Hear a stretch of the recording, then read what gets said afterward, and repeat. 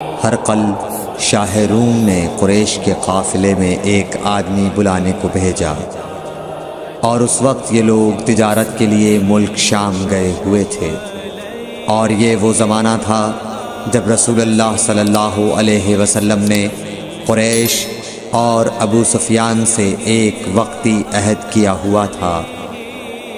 جب ابو سفیان اور دوسرے لوگ ہرقل کے پاس ایلیا پہنچے جہاں ہرقل نے دربار طلب کیا تھا، اس کے گرد روم کے بڑے بڑے لوگ، علماء، وزراء و امراء بیٹھے ہوئے تھے۔ ہرقل نے ان کو اور اپنے ترجمان کو بلوایا، پھر ان سے پوچھا کہ تم میں سے کون شخص مدعی رسالت کا زیادہ قریبی عزیز ہے؟ ابو سفیان کہتے ہیں کہ میں بول اٹھا کہ میں اس کا سب سے زیادہ قریبی رشتہ دار ہوں۔ یہ سن کر ہرقل نے حکم دیا کہ اس ابو سفیان کو میرے قریب لا کر بٹھاؤ اور اس کے ساتھیوں کو اس کی پیٹھ کے پیچھے بٹھا دو۔ پھر اپنے ترجمان سے کہا کہ ان لوگوں سے کہہ دو کہ میں ابو سفیان سے اس شخص یعنی محمد صلی اللہ علیہ وسلم کے حالات پوچھتا ہوں، اگر یہ مجھ سے کسی بات میں جھوٹ بول دے تو تم اس کا جھوٹ ظاہر کر دینا۔ ابو سفیان کا قول ہے کہ خدا کی قسم اگر مجھے یہ غیرت نہ آتی کہ یہ لوگ مجھ کو جھٹلائیں گے تو میں آپ صلی اللہ علیہ وسلم کی نسبت ضرور غلط گوئی سے کام لیتا۔ خیر، پہلی بات جو ہرقل نے مجھ سے پوچھی وہ یہ کہ اس شخص کا خاندان تم لوگوں میں کیسا ہے؟ میں نے کہا وہ تو بڑے اونچے عالی نسب والے ہیں۔ کہنے لگا اس سے پہلے بھی کسی نے تم لوگوں میں ایسی بات کہی تھی؟ میں نے کہا نہیں۔ کہنے لگا اچھا اس کے بڑوں میں کوئی بادشاہ ہوا ہے؟ میں نے کہا نہیں۔ پھر اس نے کہا بڑے لوگوں نے اس کی پیروی اختیار کی ہے یا کمزوروں نے؟ میں نے کہا نہیں، کمزوروں نے۔ پھر کہنے لگا اس کے تابعدار روز بڑھتے جاتے ہیں یا کوئی ساتھی پھر بھی جاتا ہے؟ میں نے کہا نہیں۔ کہنے لگا کیا اپنے اس دعوی نبوت سے پہلے کبھی کسی بھی موقع پر اس نے جھوٹ بولا ہے؟ میں نے کہا نہیں، اور اب ہماری اس سے صلح کی ایک مقررہ مدت ٹھہری ہوئی ہے، معلوم نہیں وہ اس میں کیا کرنے والا ہے۔ ابو سفیان کہتے ہیں میں اس بات کے سوا اور کوئی جھوٹ اس گفتگو میں شامل نہ کر سکا۔ ہرقل نے کہا کیا تمہاری اس سے کبھی لڑائی بھی ہوئی ہے؟ ہم نے کہا کہ ہاں۔ بولا پھر تمہاری اور اس کی جنگ کا کیا حال ہوتا ہے؟ میں نے کہا لڑائی ڈول کی طرح ہے، کبھی وہ ہم سے میدان جنگ جیت لیتے ہیں اور کبھی ہم ان سے جیت لیتے ہیں۔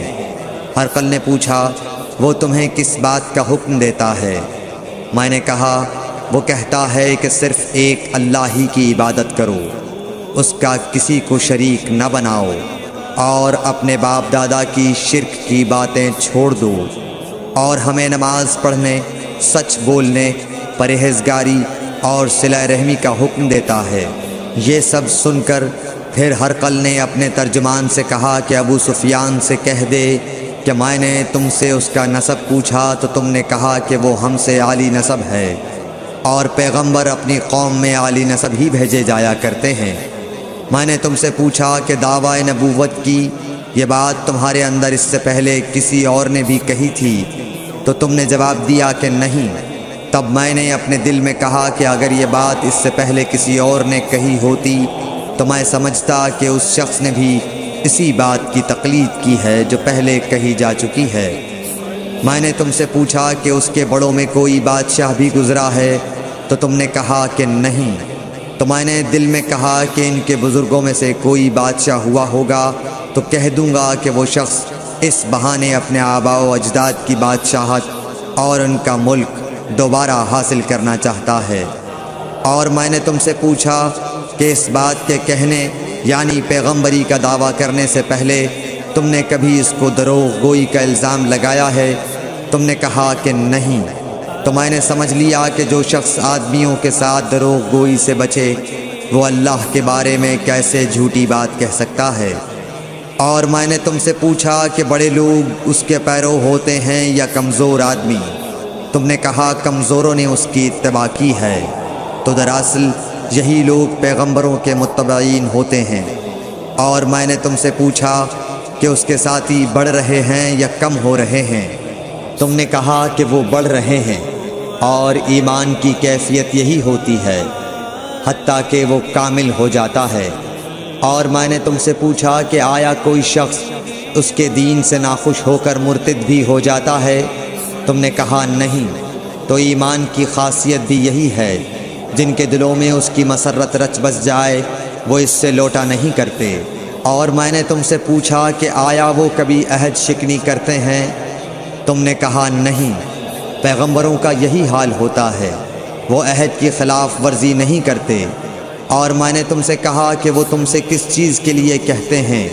تم نے کہا کہ وہ ہمیں حکم دیتے ہیں کہ اللہ کی عبادت کرو، اس کے ساتھ کسی کو شریک نہ ٹھہراؤ، اور تمہیں بتوں کی پرستش سے روکتے ہیں، سچ بولنے اور پرہیزگاری کا حکم دیتے ہیں۔ لہٰذا اگر یہ باتیں جو تم کہہ رہے ہو سچ ہیں تو ان قریب وہ اس جگہ کا مالک ہو جائے گا کہ جہاں میرے یہ دونوں پاؤں ہیں۔ مجھے معلوم تھا کہ وہ پیغمبر آنے والا ہے، مگر مجھے یہ معلوم نہیں تھا کہ وہ تمہارے اندر ہوگا۔ اگر میں جانتا کہ اس تک پہنچ سکوں گا تو اس سے ملنے کے لیے ہر تکلیف گوارا کرتا۔ اگر میں اس کے پاس ہوتا تو اس کے پاؤں دھوتا۔ ہرقل نے رسول اللہ صلی اللہ علیہ وسلم کا وہ خط منگایا جو آپ نے وہیہ کلبی رضی اللہ تعالیٰ عنہ کے ذریعے حاکم بصرہ کے پاس بھیجا تھا، اور اس نے وہ ہرقل کے پاس بھیج دیا تھا۔ پھر اس کو پڑھا تو اس میں لکھا تھا، اللہ کے نام کے ساتھ جو نہایت مہربان اور رحم والا ہے۔ اللہ کے بندے اور اس کے پیغمبر محمد صلی اللہ علیہ وسلم کی طرف سے یہ خط ہے شاہ روم کے لیے۔ اس شخص پر سلام ہو جو ہدایت کی پیروی کرے۔ اس کے بعد میں آپ کے سامنے دعوت اسلام پیش کرتا ہوں۔ اگر آپ اسلام لے آئیں گے تو دین و دنیا میں سلامتی نصیب ہوگی، اللہ آپ کو دوہرا ثواب دے گا۔ اور اگر آپ میری دعوت سے روگردانی کریں گے تو آپ کی رعایا کا گناہ بھی آپ ہی پر ہوگا۔ اور اے اہل کتاب، ایک ایسی بات پر آ جاؤ جو ہمارے اور تمہارے درمیان یکساں ہے، وہ یہ کہ ہم اللہ کے سوا کسی کی عبادت نہ کریں اور کسی کو اس کا شریک نہ ٹھہرائیں، اور نہ ہم میں سے کوئی کسی کو خدا کے سوا اپنا رب بنائے۔ پھر اگر وہ اہل کتاب اس کتاب سے منہ پھیر لیں تو مسلمانوں، تم ان سے کہہ دو کہ تم مانو یا نہ مانو، ہم ایک خدا کے اطاعت گزار ہیں۔ ابو سفیان کہتے ہیں، جب ہرقل نے جو کچھ کہنا تھا کہہ دیا اور خط پڑھ کر فارغ ہوا تو اس کے ارد گرد بہت شور و غوغا ہوا، بہت سی آوازیں اٹھیں اور ہمیں باہر نکال دیا گیا۔ تب میں نے اپنے ساتھیوں سے کہا کہ ابو کبشہ کے بیٹے حضرت صلی اللہ علیہ وسلم کا معاملہ تو بہت بڑھ گیا۔ دیکھو تو اس سے بنی اصفر روم کا بادشاہ بھی ڈرتا ہے۔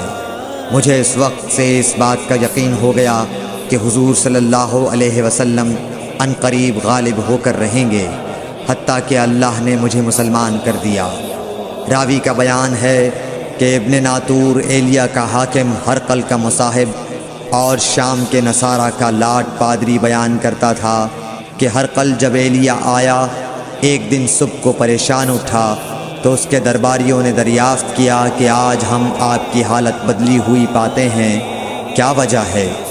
ابن ناطور کا بیان ہے کہ ہرقل نجومی تھا، علم نجوم میں وہ پوری مہارت رکھتا تھا۔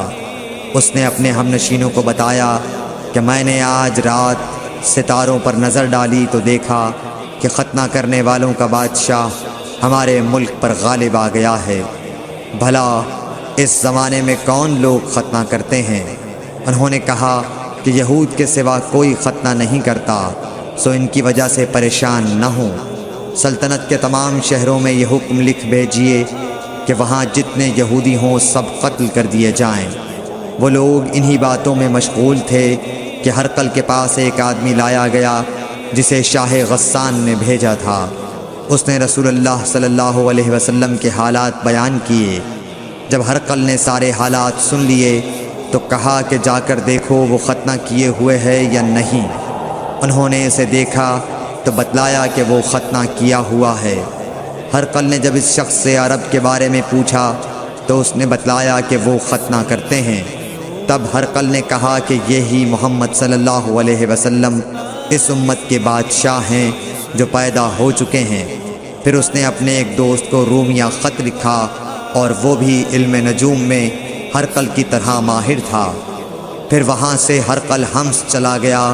ابھی حمص سے نکلا نہیں تھا کہ اس کے دوست کا خط اس کے جواب میں آ گیا۔ اس کی رائے بھی حضور صلی اللہ علیہ وسلم کے ظہور کے بارے میں ہرقل کے موافق تھی کہ محمد صلی اللہ علیہ وسلم واقعی پیغمبر ہیں۔ اس کے بعد ہرقل نے روم کے بڑے آدمیوں کو اپنے حمص کے محل میں طلب کیا، اور اس کے حکم سے محل کے دروازے بند کر لیے گئے۔ پھر وہ اپنے خاص محل سے باہر آیا اور کہا، اے روم والو، کیا ہدایت اور کامیابی میں کچھ حصہ تمہارے لیے بھی ہے؟ اگر تم اپنی سلطنت کی بقا چاہتے ہو تو پھر اس نبی صلی اللہ علیہ وسلم کی بیعت کر لو اور مسلمان ہو جاؤ۔ یہ سننا تھا کہ پھر لوگ وحشی گدھوں کی طرح دروازوں کی طرف دوڑے، مگر انہیں بند پایا۔ آخر جب ہرقل نے اس بات سے ان کی یہ نفرت دیکھی اور ان کے ایمان لانے سے مایوس ہو گیا تو کہنے لگا کہ ان لوگوں کو میرے پاس لاؤ۔ جب وہ دوبارہ آئے تو اس نے کہا، میں نے جو بات کہی تھی اس سے تمہاری دینی پختگی کی آزمائش مقصود تھی، سو وہ میں نے دیکھ لی۔ تب یہ بات سن کر وہ سب کے سب اس کے سامنے سجدے میں گر پڑے اور اس سے خوش ہو گئے۔ بالآخر ہرقل کی آخری حالت یہی رہی۔ صحیح بخاری حدیث نمبر 7۔